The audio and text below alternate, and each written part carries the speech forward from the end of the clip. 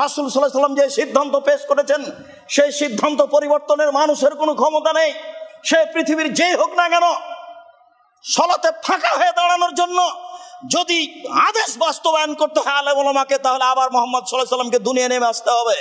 মুহাম্মদ সাল্লাল্লাহু আলাইহি সাল্লাম দুনিয়া নেমে আসার পূর্ব পর্যন্ত, তার মুখ থেকে ঘোষণা প্রকাশ পাওয়ার পূর্ব পর্যন্ত কোনো মানুষ সেইভাবে ফাঁকা হয়ে দাঁড়ানোর আদেশ করতে পারে না। কিয়ামত পর্যন্ত তা হবে না। সারা পৃথিবীর মানুষ যদি কিয়ামত পর্যন্ত ফাঁকা হয়ে দাঁড়ায়, তাতে আসে যায় না। এটা রাসূল সাল্লাল্লাহু আলাইহি সাল্লামের পক্ষ থেকে অনুমোদিত নয়, অতএব এটা কিয়ামত পর্যন্ত অনুমোদিত হবে না। সম্মানিত মসজিদের মুসাল্লি, প্রশংসা আল্লাহর জন্য, শান্তি অবতীর্ণ হোক আল্লাহ রাসূলের উপর সাল্লাল্লাহু আলাইহি ওয়াসাল্লাম। আমরা বিগত জুমায় আলোচনা করেছিলাম সলাতে সারিবদ্ধ হয়ে দাঁড়ানো। সলাতে সারিবদ্ধ হয়ে দাঁড়ানোর ব্যাপারে রাসূল সাল্লাল্লাহু আলাইহি সাল্লাম যত জোরালোভাবে বলেছেন, প্রাচীরের মতো হয়ে ফাঁকা বন্ধ করে দাঁড়াতে বলেছেন, এত জোরালোভাবে শরীয়তের আর কোনো বিষয় বলেছেন তা বিবেচনায় মনে হয় না। মনে হয় তিনি সলাতে সারিবদ্ধ হয়ে দাঁড়ানোর বিষয়টিকে খুব কঠোর ও কঠিনভাবে দেখেছেন। তিনি একথাও বলেছেন যে মানুষের হাতের লাঠি সোজা না বাঁকা, এইটা প্রমাণ করার জন্য কাতারের সাথে লাগালে বোঝা যাবে যে লাঠি সোজা আছে না বাঁকা আছে। কাতারে কোনো সোজা বাঁকা নেই, কাতার এত সোজা আর এত প্রাচীরের মতো হয়ে ফাঁকা বন্ধ করে দাঁড়িয়ে আছে যে লাঠি সোজা না বাঁকা এইটা কাতারের সাথে লাগালে বোঝা যাবে লাঠি সোজা না বাঁকা। তাহলে কাতারের বিষয়টি তিনি খুব বেশি গুরুত্ব সহকারে দেখেছেন। আমরা বলছিলাম যে রাসূল সাল্লাল্লাহু আলাইহি সাল্লাম তার 23 বছর জীবনে কোনো একদিন কোনো এক ওয়াক্ত সালাত সাহাবীগণের মুখামুখি না হয়ে কাতার সোজা করুন, প্রাচীরের মতো হয়ে দাঁড়ান, ফাঁকা বন্ধ করুন, এইসব কথাগুলি না বলে সালাত শুরু করেছেন তার কোনো প্রমাণ নেই। অথচ সাহাবীগণ আমাদের চেয়ে অনেক অনেক অনেক বেশি সতর্ক ছিলেন। আমাদেরকে একটা কাজ করে নেওয়ার জন্য শতবার বলা প্রয়োজন আছে, কিন্তু সাহাবীগণকে একটা কাজ করে নেওয়ার জন্য শতবার বলার প্রয়োজন আছে, এইরকম মানুষকে আল্লাহ তাআলা আল্লাহর নবীর সাহাবী হিসাবে গ্রহণ করেননি, বরং এমন সব মানুষকেই সাহাবী হিসেবে গ্রহণ করেছিলেন যারা খুব সহজেই এক বাক্যেই তার কথাকে জোরালোভাবে মেনে চলবেন, এরকম প্রতিভা তাদের ভিতরে ছিল। এমন কিছু থাকার পরেও তিনি তার 23 বছর জীবনে কোনো একদিন কোনো এক ওয়াক্ত সালাত সাহাবীগণের দিকে মুখামুখি না হয়ে কাতার সোজা করুন, প্রাচীরের মতো হয়ে দাঁড়ান, ফাঁকা বন্ধ করুন, এইসব কথাগুলি না বলে সালাত শুরু করেছেন তার প্রমাণ নেই। তার মানে প্রতিদিন 5 বার তিনি মুখামুখি হয়ে বলতেন। বুখারী মুসলিমের হাদিসে এসেছে তিনি লাইনের পাশে গিয়ে, সারির পাশে গিয়ে নিজে হাত কাঁধে লাগিয়ে সোজা করতেন। সাহাবী বলছেন ইয়ামসাহু মানাকে বানা, তিনি আমাদের কাঁধকে স্পর্শ করে সোজা করতেন। সেই মর্মে আজকের আমাদের আলোচ্য বিষয় সলাতে পবিত্রতা। আমরা সলাতে পবিত্রতা নিয়ে আলোচনা করব। এইটা হবে সলাতের প্রারম্ভের আলোচনা। এভাবে আমরা সলাতের ধারাবাহিকভাবে শেষ পর্যন্ত আলোচনা করব বলে আশাবাদী ইনশাআল্লাহ। সলাতে পবিত্রতা অর্জন করতে হবে, অজু করতে হবে, এইটা আল্লাহ তাআলার আদেশ। করোনা ভাইরাসকে হিসাব করে আমরা পবিত্রতার ব্যাপারে বিভিন্ন দিনে বিভিন্ন সময়ে আলোচনা করেছি। তাতে আমাদের আলোচনা জনগণ জাতি মূল্যায়ন করলে জাতির কাছে এই কথাটি খুব ভালোভাবে স্পষ্ট হবে যে পবিত্রতা, পরিষ্কার পরিচ্ছন্নতার ব্যাপারে মুহাম্মদ সাল্লাল্লাহু আলাইহি সাল্লাম যত সতর্কবাণী পেশ করেছেন এবং তিনি পবিত্রতার উপরে যত নীতিবান ছিলেন, এমন পবিত্রতার ঘোষণা আদম থেকে নিয়ে অতীতে আর কোনো মানুষের কাছে ছিল, আর কোনো ধর্মে ছিল, তা বোঝা যায় না। তিনি সালাত আদায় করলে অজু করতেন। অজু আমরা বলবো, অজু মানে হাত পা মুখমণ্ডল নাক কান খুব ভালো করে 3 বার করে পরিষ্কার করে ধৌত করা। আর শুরুই হয়েছে হাত দিয়ে। যখনই পবিত্রতা শুরু হবে তখন হাত দিয়ে শুরু হবে। রহস্য অবশ্যই আছে কিছু, মানুষ বুঝতে পারুক আর না পারুক। পেশাব করে আসলে অজু করতেন, পায়খানা করে আসলে অজু করতেন, বাড়ির বাহির থেকে ভেতরে আসলে মেশক করে অজু করতেন, ঘুম থেকে উঠে অজু করতেন, বায়ু আসলে অজু করতেন, স্ত্রী মিলনে খুব ব্যতিক্রমভাবে আগে হাতকে মাটিতে মুছে নিয়ে মেরে হাতটাকে মাটিতে রগড়িয়ে ভালোভাবে পরিষ্কার করে ধুয়ে নিয়ে অজু করতেন। ঘুম থেকে উঠলে আগে হাতকে ভিন্নভাবে ধৌত করতেন, তারপরে অজু শুরু করতেন। অজুর জন্য ধোয়া আছেই, অজুর জন্য ধোয়া ছাড়াই তিনি হাতকে ঘুম থেকে উঠে ভালোভাবে পরিষ্কার করে ধৌত করতেন। একজন মহিলা অপবিত্র অবস্থা ঋতু থেকে পবিত্র হলে তাকে গোসল করে পবিত্র হতে হয়। একটা লোক মারা গেলে তাকে গোসল দিতে হয়, যে গোসল দিয়েছে তাকেও গোসল করতে হয়। জুমার দিনে গোসল করে মসজিদে আসতে হয়। কেউ যদি অপবিত্র অবস্থায় খেতে চায় তাহলে তাকে অজু করতে হয়। কেউ যদি অপবিত্র অবস্থায় ঘুমাতে চায় তাহলে তাকে অজু করতে হয়। আর অজুর অঙ্গগুলি আমরা সবাই জানি। পবিত্রতার বিষয়ে শরীয়তে যত ভিন্ন ধরনের ব্যতিক্রম পদ্ধতি ও নীতিমালা রয়েছে তা পৃথিবীর আর কোনো নবীর যুগে ছিল বা আর কোনো জাতি সম্প্রদায়ের মাঝে ছিল বা আছে তা প্রমাণ হয় না। এটাই হলো ব্যতিক্রম পবিত্রতা। মানুষ যদি রাসূল সাল্লাল্লাহু আলাইহি সাল্লামের পবিত্রতা অবলম্বন করে তাহলে তাকে আবারও হাতে বেরুন লাগাতে হবে, মুখে মুখোশ পরতে হবে। এইটা প্রয়োজন হবে না বলেই শরীয়ত বুঝে যারা তারা মনে করবে বলে আমরা তাদের সামনে বিবেচনা পেশ করি। সম্মানিত মসজিদের মুসল্লি, এ ব্যাপারে আল্লাহ তাআলা বলেন, ইয়া আইয়ুহাল্লাযীনা আমানু, হে বিশ্বাসীগণ, তোমরা যারা আল্লাহকে বিশ্বাস করো, রাসূলকে মেনে নিয়েছো, পরকালকে মেনে নিয়েছো, তোমাদের জন্য জরুরি ঘোষণা, ইযা কুমতুম ইলাস সালাত, যখন তোমরা সলাতে দাঁড়াবে, সলাতের ইচ্ছা পোষণ করবে, ফাগসিলু ওজুহাকুম, তখন তোমরা তোমাদের মুখমণ্ডলকে ধুয়ে নাও, ওয়া আইদিয়াকুম ইলাল মারাফিক, আর হাত ধৌত করো কনুই পর্যন্ত। উল্লেখ্য যে জরুরি কথা, যখন অজু শুরু হয়েছে তখন একবার হাত কবজি পর্যন্ত ধোয়া হয়েছে, আবার যদি কনুই পর্যন্ত ধুইতে হয় তাহলে কবজি আবারও ধোয়া পড়বে। তাহলে প্রথম ধোয়াতে কবজি পর্যন্ত বললেই হতো, কিন্তু আল্লাহ তাআলা কবজি পর্যন্ত ধোয়ার পরে আবারও কনুই পর্যন্ত ধুইতে বললেন। রহস্য অবশ্যই কিছু আছে, মানুষ জানুক আর না জানুক।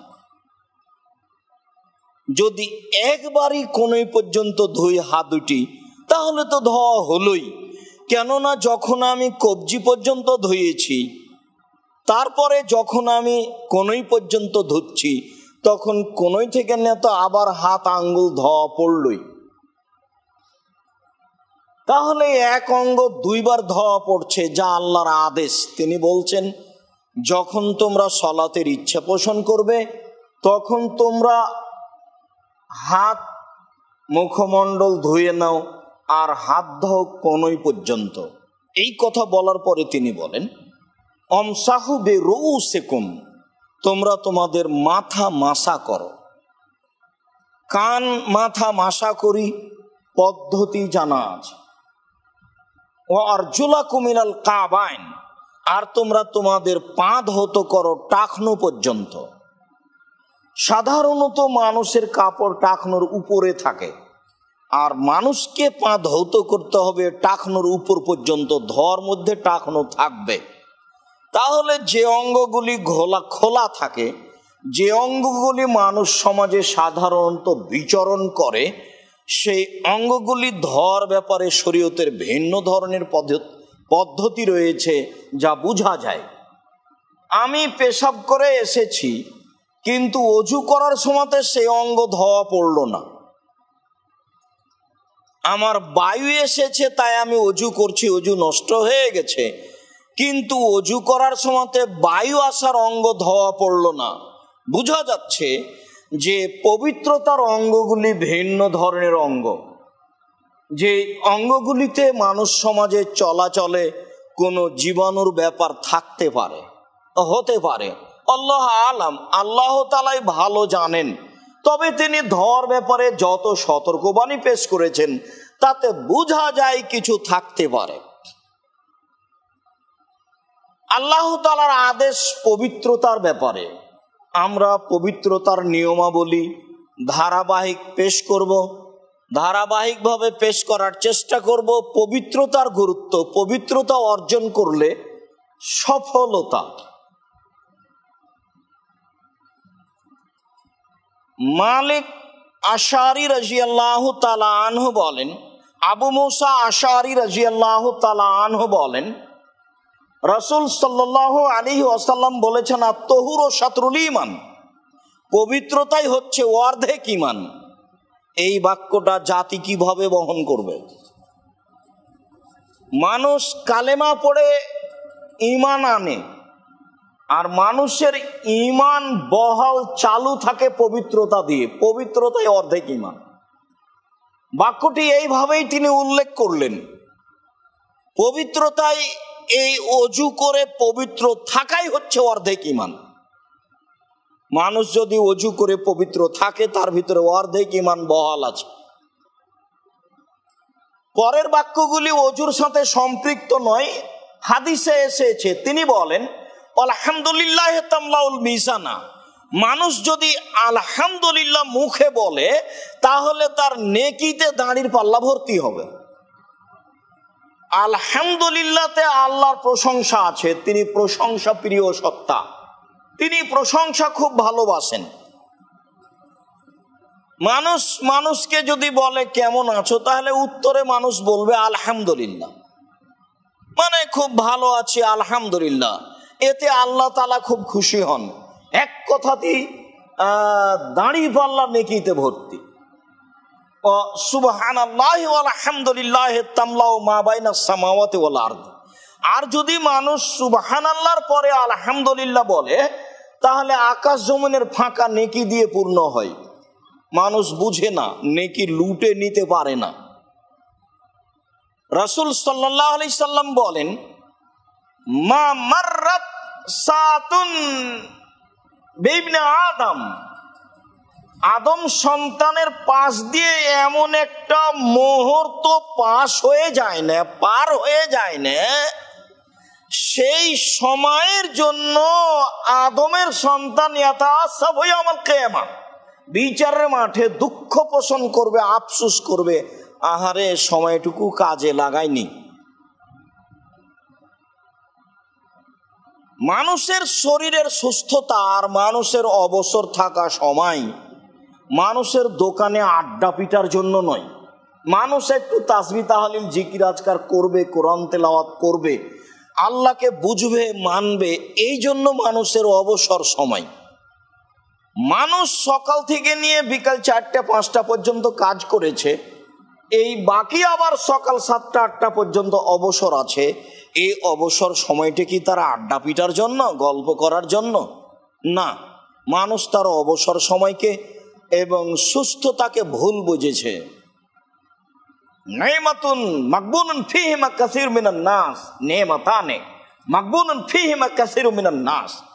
দুইটি মানুষের উপরে আল্লাহর পক্ষ থেকে অনুগ্রহ রয়েছে, সেই অনুগ্রহে মানুষ প্রতারণায় পড়ে, মানে অনুগ্রহকে ভালোভাবে ব্যবহার করতে পারে না, ভুল পদ্ধতিতে ব্যবহার করে। তার একটি অনুগ্রহ হচ্ছে আসেহাত, শরীরের সুস্থতা, আর একটি অনুগ্রহ হচ্ছে আল ফারাগ, অবসর থাকা, একটু অবসর, কাজ করার পরে একটু অবসর। এইটুকু মানুষের উপরে আল্লাহর পক্ষ থেকে দয়া, মানুষ তা বুঝতে পারেনি।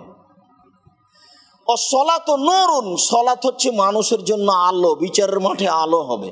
ও সাদাকাত বুরহান, দান মানুষের জন্য দলিল, বিচারের মাঠে জান্নাত পাওয়ার জন্য এটা প্রমাণ হিসাবে, দলিল হিসাবে থাকবে। ও সবর দিয়ে, ধৈর্য ধারণ করতে হয় বিপদ আপদে, তাহলে আলো নেমে আসে। অধৈর্যের ফলাফল ভালো নয়, ধৈর্যের ফলাফল ভালো। বিপদ আসলে ধৈর্য ধারণ করতে হয়। ধৈর্য শুধুমাত্র শুনেছি আর পড়েছি জীবনে, ধৈর্যর বাস্তবতা কি তা কোনোদিন বুঝে দেখলাম না। যখনই সমস্যা আসলো তখনই সমস্যার মোকাবেলা করার জন্য একবারে হুমড়ি খেয়ে পড়লাম, কিন্তু ধৈর্য ধারণ করে তাকে দেখতে হবে, তার ফলাফল কত দূর এইটুকু বুঝতে পারলাম না। ধৈর্য শব্দটা বহুদিন থেকেই শুনি, ধৈর্যের বাস্তবতা কি তা কোনোদিন বুঝতে পারলাম না, বুঝার চেষ্টাও করলাম না। আসলে ধৈর্য কি? ধৈর্য কি কোনো খাওয়ার জিনিস? ধৈর্য কি কোনো ভোগ করার জিনিস? ধৈর্য কি? রাসূল সাল্লাল্লাহু আলাইহি ওয়াসাল্লাম অত্র বুখারী মুসলিমের হাদিসে বললেন, আসবর দিয়ে, ধৈর্য আলো। অল কোরআন হুজ্জাতুল লাকা ওয়া আলাইকা, কোরআন মানুষের পক্ষেও হতে পারে, কোরআন মানুষের বিপক্ষেও হতে পারে। যদি মানুষ কোরআন পড়ে তাহলে কোরআন পক্ষে বিচারের মাঠে কথা বলবে, আর যদি মানুষ কোরআন সুন্দর করে কাপড়ে সাজিয়ে ঢেকে রাখে তাহলে বিচারের মাঠে কোরআন বিপক্ষে কথা বলবে। বিষয়টি অতীব জটিল। আবু হুরায়রা রাদিয়াল্লাহু তাআলা আনহু বলেন, রাসূল সাল্লাল্লাহু আলাইহি ওয়াসাল্লাম বললেন, আলা আদুল্লুকুম মা ইয়ামহুল্লাহু বিহিল খাতায়া ওয়া ইয়ারফাউ বিহিদ দারাজাত, আমি কি তোমাদের এমন কিছু বলে দিব না যা করলে তোমাদের পাপ মিটে যাবে, মান বেড়ে যাবে? দুইটা কাজ হবে, যা করলে তোমাদের পাপ মিটে যাবে, মান বেড়ে যাবে, এইটা কি বলে দিব না? কালু বালা, হ্যাঁ বলেন বলেন, বলবেন না কেন? সেইটা কি করলে পাপ মিটে যাবে, মান বেড়ে যাবে? তখন তিনি বলছেন, ইসবাগুল উযু আলাল মাকারিহি, কষ্টের সময় ভালো করে ওযু করা।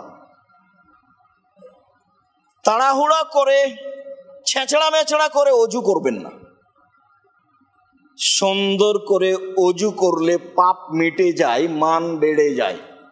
হাদিস বুখারী মুসলিম, সন্দেহের কোনো সুযোগ নেই। ওয়াকাসরাতুল খুতা ইলাল মাসাজিদ, পায়ে হেঁটে মসজিদে যাওয়া, মসজিদ একটু দূরে, মসজিদে যাওয়াতে পদক্ষেপ বেশি হবে, তখন পাপ মিটে যাবে, মান বেড়ে যাবে। ওয়া ইনতাজারুস সালাত বাদাস সালাত, আর সালাত আদায় করার পরে, সুন্নাত পড়ার পরে ফরজ সালাতের জন্য অপেক্ষা করা, সালাতের পরে সালাতের অপেক্ষা করাই হচ্ছে মান বেড়ে যাওয়া, পাপ মিটে যাওয়া। অত্র হাদিসে 3টি কাজে মান বেড়ে যায়, পাপ মিটে যায়, তা রাসূল সাল্লাল্লাহু আলাইহি সাল্লাম বলেন। ইবনু আব্বাস রাদিয়াল্লাহু তাআলা আনহু বলেন, রাসূল সাল্লাল্লাহু আলাইহি ওয়াসাল্লাম বললেন, ইন্নী রাআইতু রাব্বি আহসানা সূরাতিন, আর রাআইতু রাব্বি বিআহসানি সূরাতিন, আমি আমার প্রতিপালককে খুব সুন্দর আকৃতিতে দেখলাম, আমাদের নবী মুহাম্মদ সাল্লাল্লাহু আলাইহি ওয়াসাল্লাম আল্লাহকে এই চোখে দেখেননি। এই চোখ মানুষ আল্লাহকে দেখতে পারবে না। তিনি স্বপ্নে আল্লাহ তাআলাকে দেখেছেন। তিনি বলছেন, আমি ঘুমিয়ে আল্লাহ তাআলাকে খুব উত্তম আকৃতিতে, সুন্দর আকৃতিতে দেখলাম। তিনি আমাকে বললেন যে হাল তাদরি ফিমা ইয়াখতাসিমুল মালাউল আলা, আচ্ছা মোহাম্মদ, আপনি কি বলতে পারেন উপরে কি বিষয়ে হইচই হচ্ছে, কি বিষয় নিয়ে বলা বলি হচ্ছে, তা কি আপনি বলতে পারেন? তালা নাম, তিনি বলছেন হ্যাঁ, জি হ্যাঁ, আমি বলতে পারি। উপরে কি নিয়ে হইচই হচ্ছে, বলা বলি হচ্ছে, তা আমি বলতে পারি। ফিল কাফারা, কি কাজ করলে পাপ মিটে যাবে এই নিয়ে বলা বলি হচ্ছে। কি কাজ করলে আদম সন্তানের পাপ মিটে যাবে এইটা নিয়ে হইচই হচ্ছে, এইটা বলা বলি হচ্ছে। আল কাফারাত, পাপ মিটে যাওয়ার কাজগুলি হলো আল মাকসু ফিল মাসাজিদ বাদা সালাওয়াত, সলাতের পরে মসজিদে বসে বসে তাসবিহ তাহলিল জিকির আজকার করলে পাপ মিটে যায়। সলাতের পরে মসজিদে বসে তাসবিহ তাহলিল জিকির আজকার করলে পাপ মিটে যায়। জুমার দিন এখন তো অবস্থা এই কারণে মুসাল্লি পাওয়া যায় না। প্রায় দিনই আমাদের তো ঢাকাতেই জুমার খুতবা হয়ে আসছে, সালাম ফিরার পরে একেবারে এমন ভাবে লাফ দিয়ে উঠেছে যে আল্লাহু আকবার আস্তাগফিরুল্লাহ আস্তাগফিরুল্লাহ বলেছে কিনা সে নিজেও জানে না। সলাতের পরে বসে একটু তাসবিহ তাহলিল তো বহু দূরের কথা, তখনই এইভাবে বলা হয়েছে। আসলে সবাকেই বলা হয়, কিন্তু বলা হয় ছেলেদেরকে লক্ষ্য করে, এই ছেলে বসো, সালাম ফিরার পরে তুমি দাঁড়ালে কোন সাহসে? হিসাব পাও না? শরীয়ত জানে না বা বুঝে না বা বুঝার চেষ্টা করে না। সলাতের পরে বসে বসে তাসবিহ তাহলিল করলে পাপ মিটে যায়, মান বেড়ে যায়। ওয়াল মাশয়ু আলাল আকদামিল আল জামাত, পায়ে হেঁটে মসজিদে জামাত ধরার জন্য গেলে পাপ মিটে যায়, মান বেড়ে যায়।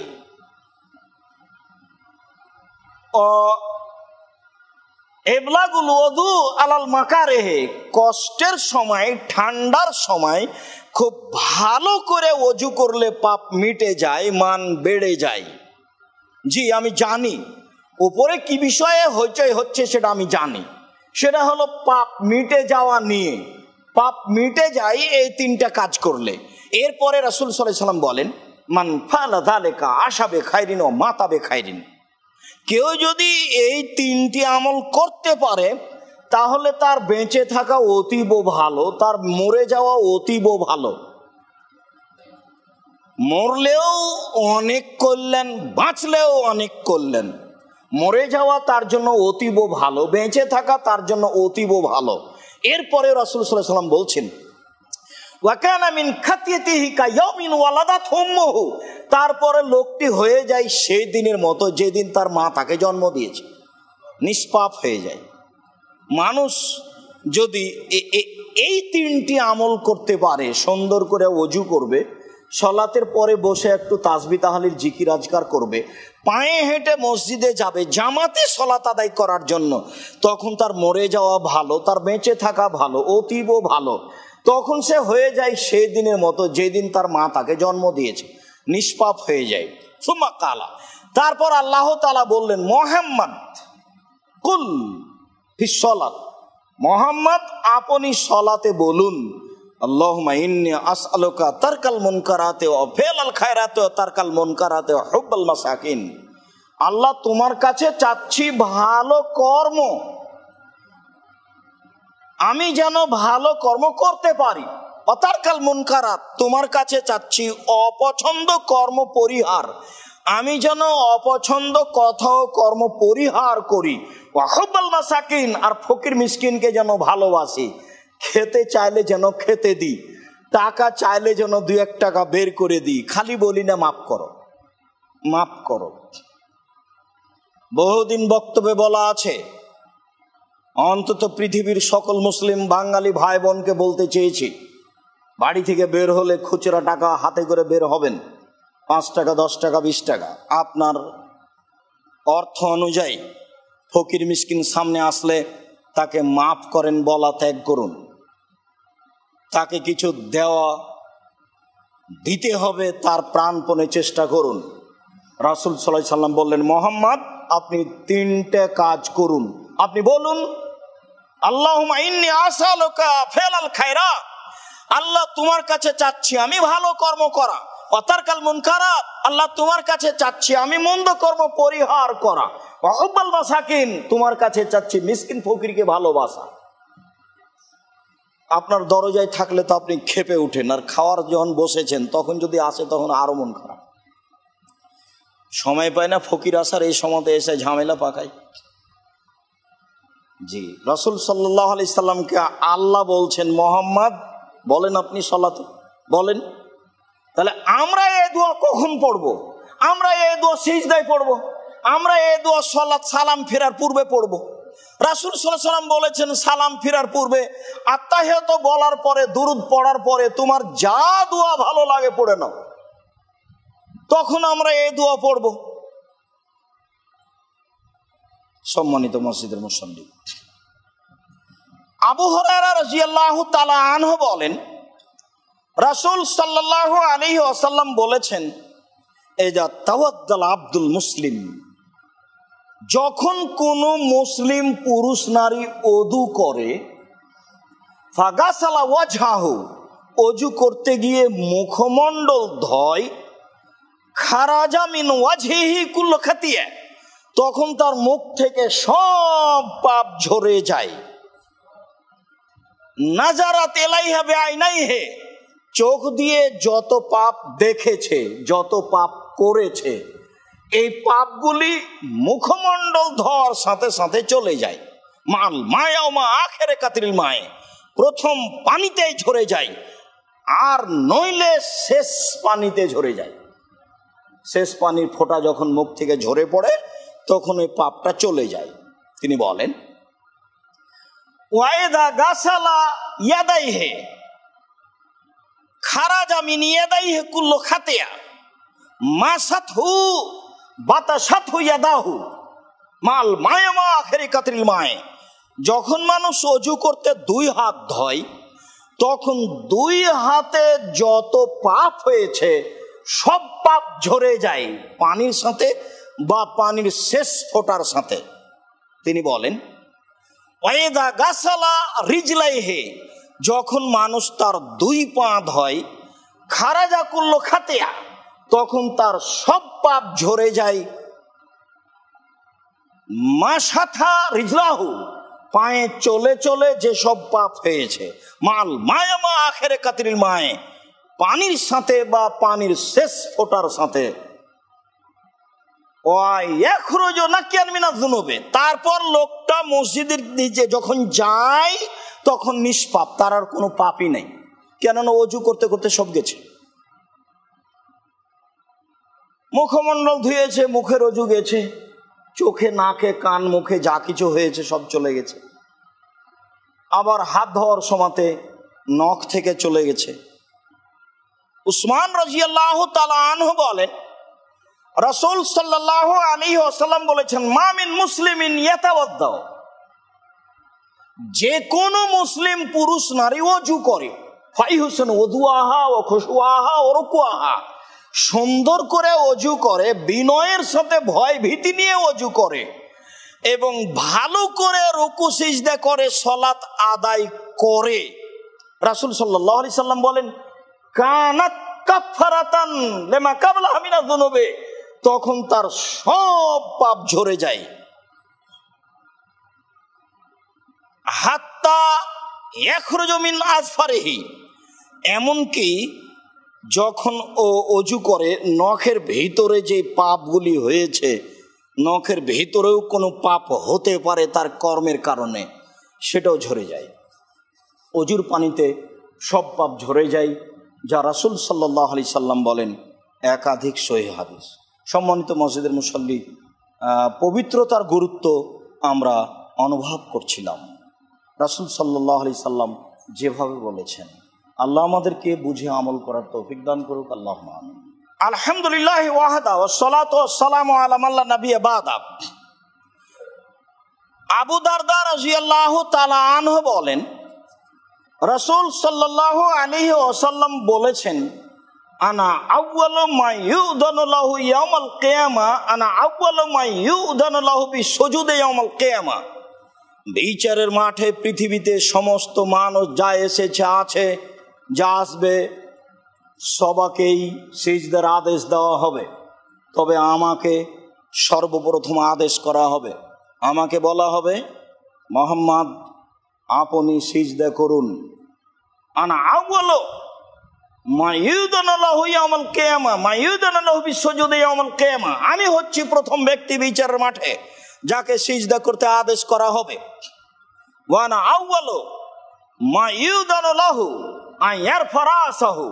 আমি প্রথম ব্যক্তি যাকে সর্বপ্রথমে সিজদা থেকে মাথা উঠাতে বলা হবে। তবে তিনি কথা বলেছেন, বিচারের মাঠে মানুষ উলঙ্গ অবস্থায় উঠবে, আর প্রথম যাকে কাপড় পরানো হবে তিনি হবেন ইব্রাহিম আলাইহিস সালাম। তখন তিনি তার চেয়ে ইব্রাহিম আলাইহিস সালামের মান মর্যাদা বেশি উল্লেখ করেছেন। সময়ে সময়ে তার চেয়ে মান মর্যাদা বেশি ইব্রাহিম আলাইহিস সালামের মনে হয়, যদিও তিনি নিজেকে সকল নবীর চেয়ে মান সম্মান বেশি এ কথা উল্লেখ করেছেন। আব্দুল্লাহর একটা বই আছে, রাসূল সাল্লাল্লাহু আলাইহি সাল্লাম নবীগণের মধ্যে সবচেয়ে শ্রেষ্ঠ নবী, এই কথাটা প্রমাণ করা হয়েছে।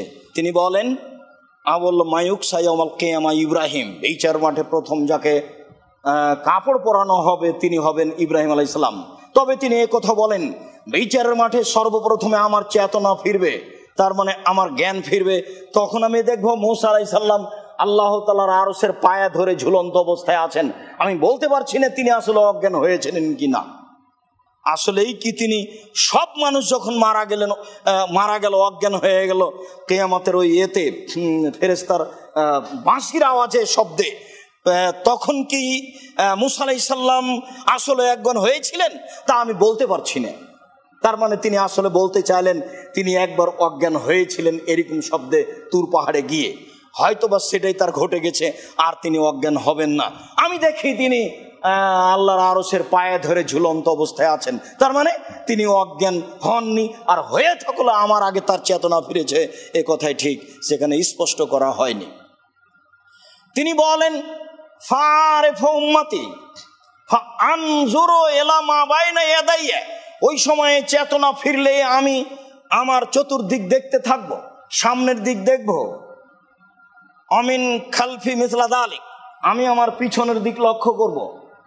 ওয়ান ইয়ামিনি মিসলা যালিক, আমি আমার ডান দিক লক্ষ্য করব। ওয়ান শিমালি মিন যালিক, আমি আমার বাম দিক লক্ষ্য করব। আমার চেতনা ফেরার সাথে সাথে বিচারের মাঠে আমি আমার সামনের দিক, পিছনের দিক, ডান দিক, বাম দিক লক্ষ্য করব।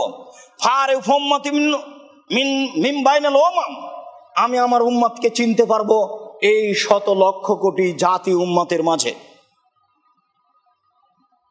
ফাকাল রাজুলুন, একজন সাহাবী বলে বসলেন, কাইফা তারিফু উম্মাতাকা, আপনি আপনার উম্মতকে কিভাবে চিনবেন? মিন বাইনি নূহিন ইলা উম্মাতিক, নূহ আলাইহিস সালাম থেকে না আপনার উম্মত পর্যন্ত কত হাজারো লক্ষ কোটি মানুষ গেছে, কত সম্প্রদায় গেছে, সমস্ত মানুষ বিচারের মাঠে উপস্থিত থাকবেন। আপনি আপনার উম্মতকে কিভাবে চিনবেন? চিনার পদ্ধতি কি হতে পারে? কালা, রাসূল সাল্লাল্লাহু আলাইহি সাল্লাম বললেন, হুম গুরুন মুহাজ্জালুনা মিন আসারিল ওজুয়ে। আরে শোনো, আমার উম্মত খালি চকচক চকচক করবে, ওজুর অঙ্গগুলি খালি ঝকঝক ঝকঝক করবে, ওজুর অঙ্গ দেখে চিনে নিব আমি, এগুলো আমার উম্মত। সম্মানিত মসজিদের মুসল্লি, হাদিস বুখারী মুসলিম। ওজুর গুরুত্ব, ওজুর আপনার কাছে দাম নেই। আপনি মনে করেন যে সালাত আদায় করলে এটা একটা কষ্টের কাজ, অতিরিক্ত কাজ করা লাগে, কি করা যায় তাই তো করি। তিনি বলেন, ওয়ারিফুহুম, আমি আমার উম্মতকে চিনতে পারবো, তার আর একটি কারণ আছে। ওয়ান্নাহুম ইউতাউনা কুতুবাহুম বিআইমানিহিম, তাদের আমলনামা তাদের ডান হাতে দেওয়া হবে। এটা আমার উম্মতের জন্য ভিন্ন বৈশিষ্ট্য। আমার উম্মতের ডান হাতে আমলনামা দেওয়া হবে।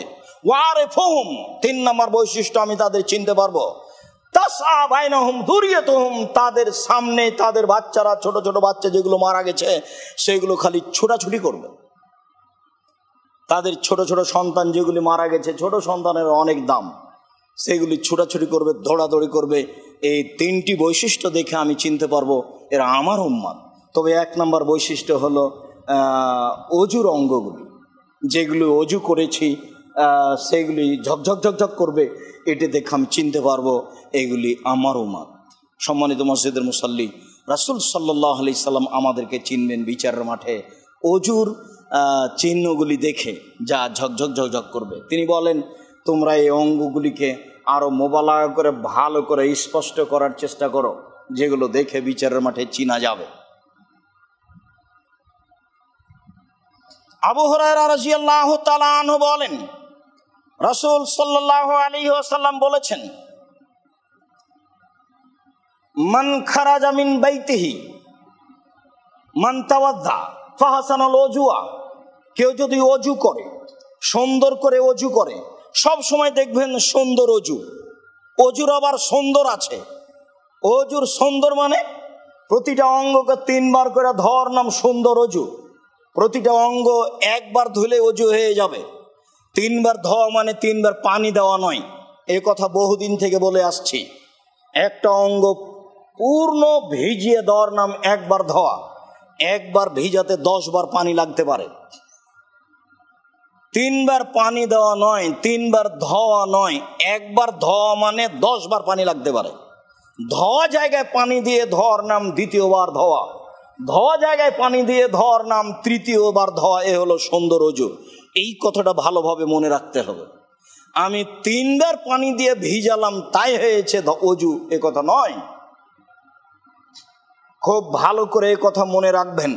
পৃথিবীর সকল বাঙালি মুসলিম ভাই বোনকে আমরা এই সুন্দর অজু করার জন্য অনুরোধ জানাচ্ছি, যার ফলাফল অনেক বেশি, অনেক ভালো। কেউ যদি সুন্দর করে অজু করে, ওয়াখারাজা মিন বাইতিহি, তারপরও বাড়ি থেকে বের হয় সলাতের জন্য, ওয়ালা ইখরিজু ইল্লা লিসসালাহ, সে একমাত্র সলাতের জন্যই বাড়ি থেকে বের হয়, লাম ইয়াখতু খাতওয়াতান ইল্লা রাফা লাহু বিহা দারাজা ওয়া হুত্তা আনহু বিহাল খাতায়া, ওই যতবার মসজিদের দিকে যাবে পা রাখবে যেতে, প্রত্যেক পদক্ষেপ সমান, তার একটা মান বাড়িয়ে দেওয়া হবে, একটা পাপ মিটিয়ে দেওয়া হবে। যতবার পা রাখবে ততবার তার একটা মান বাড়িয়ে দেওয়া হবে আর তার একটা পাপ মিটিয়ে দেওয়া হবে। রাসূল সাল্লাল্লাহু আলাইহি সাল্লাম বলেন, এরপরে ও সালাত আদায় করে বসে থাকে মসজিদে, ফাতাকুলুল মালায়েকা, তখন ফেরেশতাগণ বলেন, আল্লাহুম্মা সাল্লি আলাইহি, আল্লাহ তুমি এর প্রতি একে ক্ষমা করো, এর প্রতি দয়া করো। আল্লাহুম্মা আরহুমহু, আল্লাহ তুমি এর প্রতি রহমত নাজিল করো। আল্লাহুম্মা আগফির লাহু, আল্লাহ তুমি একে ক্ষমা করো। আল্লাহুম্মা তুব আলাইহি, আল্লাহ তুমি এর তওবা কবুল করো। 4টা বাক্য ফেরেশতা ব্যবহার করেন যতক্ষণ পর্যন্ত আপনি মসজিদে বসে থাকেন। সালাতের পরে মসজিদে এসে 2 রাকাত সালাত আদায় করে বসে আছেন, প্রথম বাক্য আল্লাহুম্মা সাল্লি আলাইহি, দ্বিতীয় বাক্য আল্লাহুম্মা আরহুমহু, তৃতীয় বাক্য আল্লাহুম্মা আগফির লাহু, চতুর্থ বাক্য আল্লাহুম্মা তুব আলাইহি, আল্লাহ তুমি তার তওবা কবুল করো। ফেরেশতারা বলতে থাকেন, মা লাম ইউযি ওয়া লাম ইউহদিস, যতক্ষণ পর্যন্ত আপনি কাউকে কষ্ট দিবেন না, যতক্ষণ পর্যন্ত আপনার ওযু নষ্ট হবে না, ততক্ষণ পর্যন্ত ফেরেশতা এই বাক্যগুলি বলতে থাকবেন। হাদিস বুখারী মুসলিম। তবে যদি বসে থেকে কারোর সাথে ঝগড়া লাগিয়ে দেন, কাউকে গুতা মারেন, তাহলে আর হবে না, তাহলে ওরা কেটে পড়েছে। মন্দ কথা কর্মের সাথে ফেরেশতা থাকেন না। আবু বকর সিদ্দিককে এক লোক খুব কটু কথা বলছিল, তো আল্লাহ রাসূল চেয়ে আছে, তার দিকে দেখছেন। তো একটু পরে আবু বকর সিদ্দিকও তার পাল্টা উত্তর দিয়েছে। তখন আল্লাহ রাসূল চলে যাচ্ছে। আবু বকর সিদ্দিক বলছেন, থামেন থামেন থামেন থামেন, এত কথা বললো, আপনি দাঁড়িয়ে থাকলেন, আর আমি একটু উত্তর দিলাম, তখন তো আপনি চলতে থাকলেন। শোনো আবু বকর সিদ্দিক, তোমাকে যে ও লোকটা কঠোর কথা বলছিল, গালি দিচ্ছিল, তো তোমার পক্ষ থেকে ফেরেশতারা বলছিল, তাকে গালি দিচ্ছিল, কঠোর কথা বলছিল। যখন তুমি শুরু করেছো তখন ফেরেশতা বলছে ঠিক আছে, আপনি যখন নিলেন তো নেন, আমরা গেলাম। যেহেতু ফেরেশতা চলে গেল, তখন আর আমি মোহাম্মদ এখানে থেকে কি করবো, আমিও যাই, তাই আমি যাচ্ছি।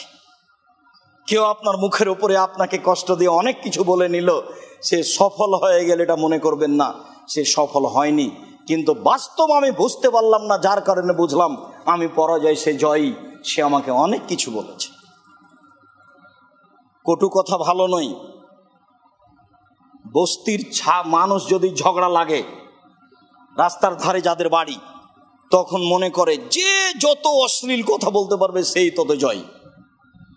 এমনকি গ্রাম অঞ্চলে যখন ঝগড়া লাগে, তখন যে যত বেশি অশ্লীল কথা বলতে পারে সেই তত জয়, যা আমরা এখনো বিভিন্ন স্থানে লক্ষ্য করি।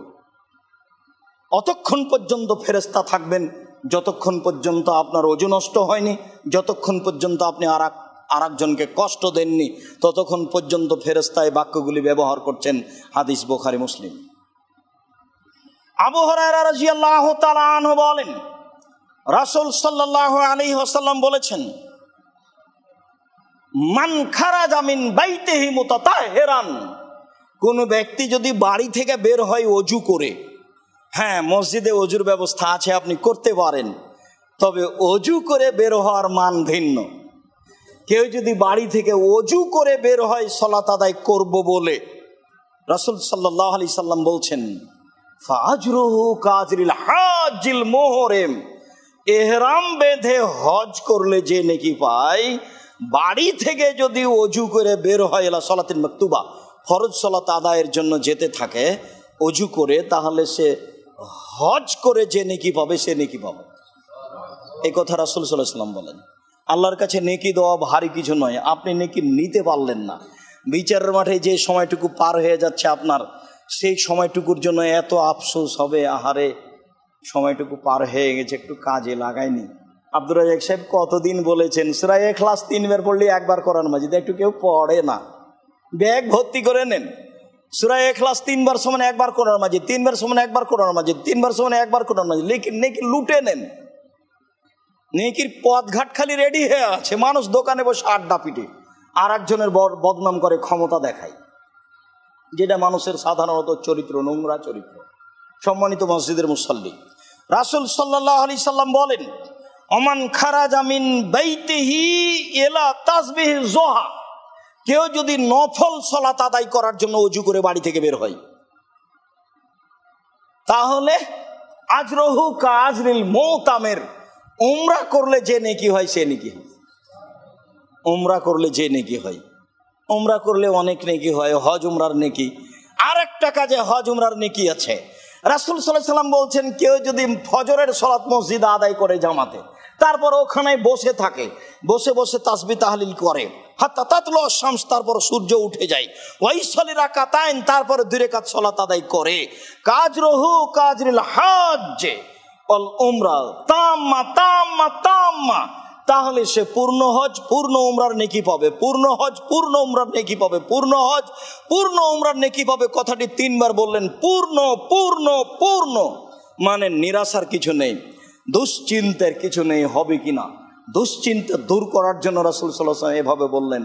তিনি বললেন, মানুষ যদি বাড়ি থেকে ওযু করে ফরজ সালাত আদায় করতে যায়, তাহলে সে হজ করলে যে নেকি পায় সে নেকি পাবে। হাদিস সহিহ।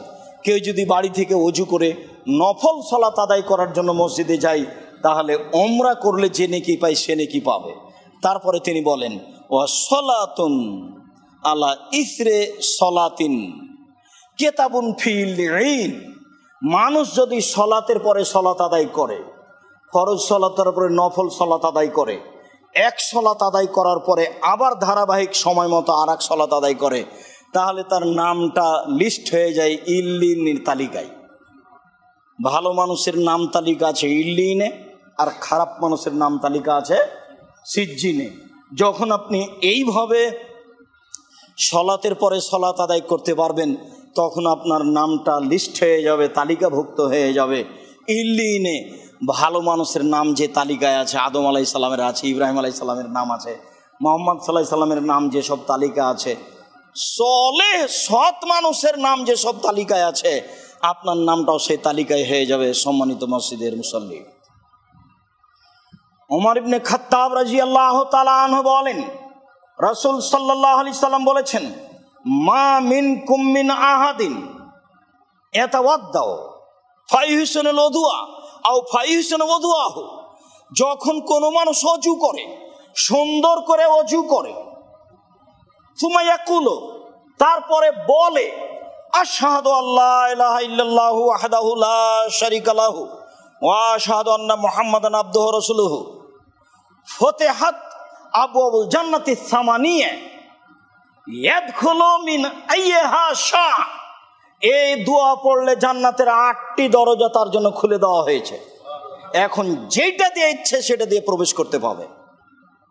তবে এই দোয়া, আশহাদু আল্লা ইলাহা ইল্লাল্লাহু ওয়াহদাহু লা শারীকা লাহু, আমি সাক্ষ্য দিচ্ছি আল্লাহ ছাড়া কোনো মাবুদ নাই, তিনি একক, তার কোনো শরীক নেই, তিনি হচ্ছেন, ওয়া আশহাদু আন্না মুহাম্মাদান আবদুহু ওয়া রাসূলুহু, আমি আরো সাক্ষ্য দিচ্ছি মুহাম্মদ আল্লাহ রাসূল এবং তার দাস। এই দোয়াটা যদি কেউ পড়ে, পড়ার সাথে সাথে তার জন্য 8টি দরজা খোলা, যেটা দিয়ে ইচ্ছে সেটা দিয়ে প্রবেশ করতে পারে। হাদিস বুখারী মুসলিম। কিয়ামত পর্যন্ত সন্দেহ ঢোকানোর মতো মানুষের ভিতরে কোনো অনুভূতি জাগবে না। তবে মানুষ যদি বলে, যেটা আমরা বলতাম, আমরা তো এই দোয়া শিখেছি, ওযু করার পরে এই দোয়া পড়তে হয়, আল্লাহুম্মা জালনি মিনাত তাওয়াবিন ওয়াজালনি মিনাল মুতাতাহিরিন, আল্লাহ তুমি আমাদেরকে তওবাকারীদের অন্তর্ভুক্ত করো, আল্লাহ তুমি আমাদেরকে পবিত্র ব্যক্তিদের অন্তর্ভুক্ত করো। দোয়া ভালো, তবে ওই মানের নয়। সাথে সাথে এটা তিরমিজির বর্ণনা আর ওটা বুখারী মুসলিমের বর্ণনা। ওই দোয়াতে কেন অভ্যাসী হলাম না আল্লাহ ভালো জানে। হয়তোবা মোহাম্মদী কায়দা এর জন্য দায়ী, হয়তোবা মসজিদের যারা ইমাম তারাই এর জন্য দায়ী। কেননা মক্তবে কেন ওই দোয়া দিয়ে শুরু হলো না, এইটা দিয়ে শুরু হতে হবে। ওযু করার শেষে বলতে শিখতে হবে, আশহাদু আল্লা ইলাহা ইল্লাল্লাহু ওয়াহদাহু লা শারীকা লাহু ওয়া আশহাদু আন্না মুহাম্মাদান আবদুহু ওয়া রাসূলুহু। সব দরজা খুলে গেছে। রাসূল সাল্লাল্লাহু আলাইহি ওয়াসাল্লাম বলেছেন, মহিলারা যদি 4টি কাজ করতে পারে, সালাত খামসাহা 5 ওয়াক্ত সালাত আদায় করলো, সমাজ শাহরাহা রমজান মাসে সিয়াম পালন করলো, ওয়াতাত বালাহা ওয়াহাসানাত ফারজাহা, জিনায় লিপ্ত হলো না, ওয়াহাসানাত ফারজাহা ওয়াতাত বালাহা, স্বামীকে মেনে চললো, তাহলে তার জন্য জান্নাতের 8টি দরজা খোলা, যে কোনো দরজা দিয়ে সে প্রবেশ করতে পারে। 4টি কাজ করলে যে কোনো দরজা দিয়ে প্রবেশ করতে পারবে, এরকম সুযোগ পুরুষ মানুষের জন্য নেই, কোনো মানুষের জন্য নেই। নবী থেকে নিয়ে সাধারণ ভ্যান চালক পর্যন্ত 4টা কাজ করলে জান্নাতের 8টি দরজা খোলা, এরকম সুযোগ পুরুষ মানুষের জন্য নেই। এই সুযোগ শুধুমাত্র মহিলাদের জন্য। আব্দুর রাজ্জাক সাহেব তো এখন যেটা বললেন ওযু করার পরে, তো ওযু করার পরে তাতে তো মহিলা আছে, পুরুষ আছে, সবাই, যে কোনো মুসলিম, যে কোনো মহিলা, যে কোনো পুরুষ ওযু করার পরে যদি এই দোয়া পড়ে, তাহলে তার জন্য জান্নাতের 8টি দরজা খোলা। মুহাম্মদ সাল্লাল্লাহু আলাইহি সাল্লাম বলেন, হাদিস বুখারী মুসলিম। আমাদের কি আছে এখানে? আমরা তো আর কোনো কথা খাটো করে বলতে পারি না, যদিচ খাটো পদ্ধতিতে আলেম ওলামা অনেকে সাথ দিচ্ছেন। হাই তুললে হাত মুখে দিতে হয়, তাই বলছেন যে এই দেখেন হাদিস মুখোশ পরা যাবে সলাতের সময়। অবাক কথা, কিভাবে হলো? আবু তাহের বর্ধমানী রাহিমাহুল্লাহ বলেছিলেন, তাকে মাস্টার বলছে, আবু তাহের, জি স্যার, তুমি বলে ওইসব অমুসলিম মেয়েগুলোকে ছুঁয়ে নিয়েছো? না স্যার, আমি তো ছুঁইনি। তো ওরা যে বলছে, ওরা কি বলছে স্যার? ওরা বলছে আবু তাহের আমাদের বেঞ্চে বই রেখেছে। তো স্যার আমি ওদের বেঞ্চে বই রেখেছি, কিন্তু ওদের আমি স্পর্শ করিনি। তখন স্যারে বলছে যে স্পর্শ করাই হলো। তখন আবু তাহের বর্ধনী বলছে, আমি তো বুঝতে পারলাম না স্যার, কিভাবে বেঞ্চ শুকা কাঠের মধ্যে কারেন্ট চলে গেল। আমি বেঞ্চে বই রাখলাম, তা আমি ওদের ছুঁয়ে নিলাম কিভাবে? আমি মুসলিম ছেলে, ওরা অমুসলিম মেয়ে। অবাক কথা, কোথাকার হাদিস কোথায় এসে লেগে গেল? হাই উঠলে হাত মুখে দিতে হবে, সেই হাদিস এই মুখোশ পড়ার জন্য পেশ করতে হবে। অবাক কথা, পৃথিবীর আলেম ওলামা এটা কিভাবে মেনে নিল আল্লাহ ভালো জানে। রাসূল সাল্লাল্লাহু আলাইহি ওয়াসাল্লাম যে সিদ্ধান্ত পেশ করেছেন সেই সিদ্ধান্ত পরিবর্তনের মানুষের কোনো ক্ষমতা নেই। সে পৃথিবীর যেই হোক না কেন, সলাতে ফাঁকা হয়ে দাঁড়ানোর জন্য যদি আদেশ বাস্তবায়ন করতে হয় আলেম ওলামাকে, তাহলে আবার মুহাম্মদ সাল্লাল্লাহু আলাইহি ওয়াসাল্লামকে দুনিয়া নেমে আসতে হবে।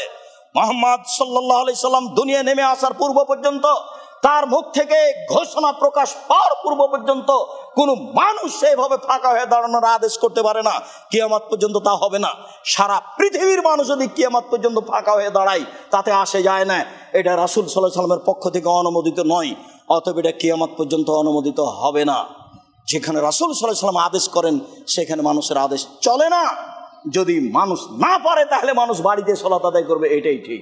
সম্মানিত মসজিদের মুসল্লি, উসমান রাদিয়াল্লাহু তাআলা আনহু বলেন, রাসূল সাল্লাল্লাহু আলাইহি সাল্লাম বলেছেন, মান তাওয়াদা উযুই হাজা, কেউ যদি আমার এই অজুর মতো অজু করে, মানে সব অঙ্গকে 3 বার করে ধুয়ে দেখালেন উসমান রাদিয়াল্লাহু তাআলা আনহু। তার মানে রাসূল সাল্লাল্লাহু আলাইহি সাল্লাম সব অঙ্গ 3 বার করে ধুয়ে দেখিয়েছিলেন। তিনি বলছেন যে রাসূল বললেন, কেউ যদি আমার এই অজুর মতো অজু করে, ফাইসালি রাকাতাইন, তারপরে 2 রাকাত সালাত আদায় করে, লা ইউহাদ্দিসু নাফসাহু ফীহিমা বিশাইইন, আর কোন প্রকার কোনো কথা না বলে, একবারে একনিষ্ঠ হয়ে খালেস অন্তরে এক মুখী হয়ে 2 রাকাত সালাত আদায় করে, গফিরা লাহু মা তাকাদ্দামা মিন জামবিহি, তাহলে তার অতীতের সব পাপ ক্ষমা।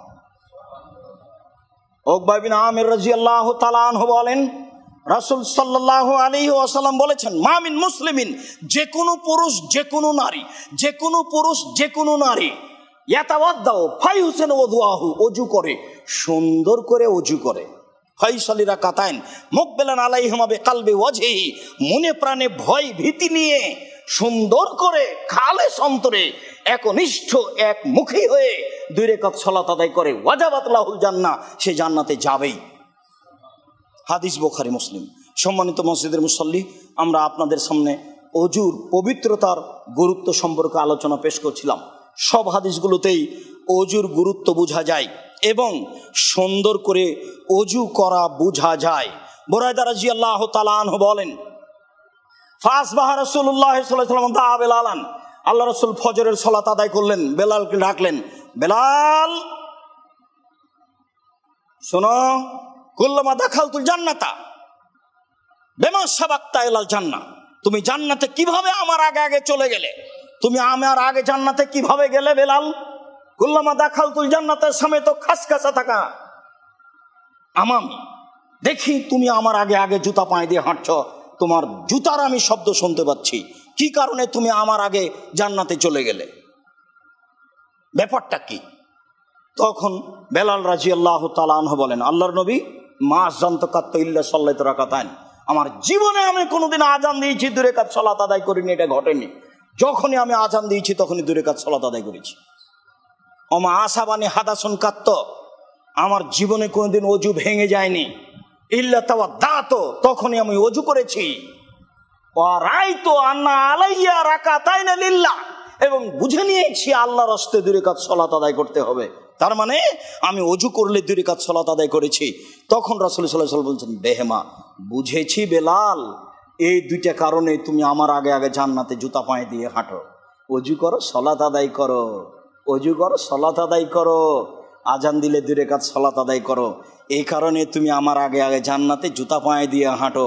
বুখারী মুসলিম। সম্মানিত মসজিদের মুসল্লি, পৃথিবীর সকল দিনী মুসলিম ভাই বোনকে আমরা সুন্দর করে অজু করার জন্য অনুরোধ জানাচ্ছি। সুন্দর করে অজু বলতে প্রত্যেকটা অঙ্গ 3 বার করে ধৌত করতে হবে। সাথে সাথে অজু করার পরে 2 রাকাত সালাত আদায় করার জন্য অনুরোধ জানাচ্ছি। সাথে সাথে অজু করার পরে খেয়াল করে, বেখেয়াল নয়, খেয়াল করে এই দোয়াটি পড়ার জন্য অনুরোধ জানাচ্ছি। আশহাদু আল্লা ইলাহা ইল্লাল্লাহু ওয়াহদাহু লা শারীকা লাহু ওয়া আশহাদু আন্না মুহাম্মাদান আবদুহু ওয়া রাসূলুহু। জান্নাতের 8টি দরজা খোলা। আল্লাহ, তুমি আমাদেরকে কবুল করো। আমাদের যারা মারা গেছে তুমি তাদের কবরের শাস্তি মাফ করো। যারা আমরা অসুস্থ তুমি তাদের আরোগ্য দান করো। পৃথিবীর সকল মুসলিম পুরুষ নারী জাতিকে করোনা ভাইরাসের মতো এই বিপদ রোগ থেকে তুমি হেফাজত করো। তুমি জাতিকে, মানুষকে এই বিপদ আজাব রোগমুক্ত করো। আল্লাহ, জুমার খুতবার শেষে তোমার দরবারে আরও জোরালোভাবে দাবি জানিয়ে বলছি, এদেশে হাজারো ছেলে মেয়ে দিন ধর্ম অন্যান্য শিক্ষা হতে বঞ্চিত রয়েছে, তোমাকে জানা বোঝা হতে বঞ্চিত রয়েছে। তুমি এই রোগ ব্যাধিকে দূর করে জাতিকে বিপদমুক্ত করো, তাদের বিদ্যা অর্জনের পথ সহজ করে দাও। তুমি আমাদের এই জামিয়া সালাফিয়াকে কবুল করো। জামিয়া সালাফিয়ার যেগুলো ক্ষতিপূর্ণ দিক রয়েছে, সমস্যা রয়েছে, সেগুলোকে তুমি দূর করো। আমরা যেন খালে সন্তরে এই জামিয়া সালাফিয়ার সেবা করতে পারি, এই তৌফিক তুমি দান করো। আমরা যেন এটাকে পরকালীন বিনিময় হিসাবে কাজ করতে পারি, তুমি এই তৌফিক দান করো। তোমার দরবারে এই জোরালো দাবি দাওয়া দোয়া রেখে আজকের জুমার খুতবা এখানেই শেষ করলাম। সাল্লাল্লাহু আলাইহি ওয়াসাল্লাম।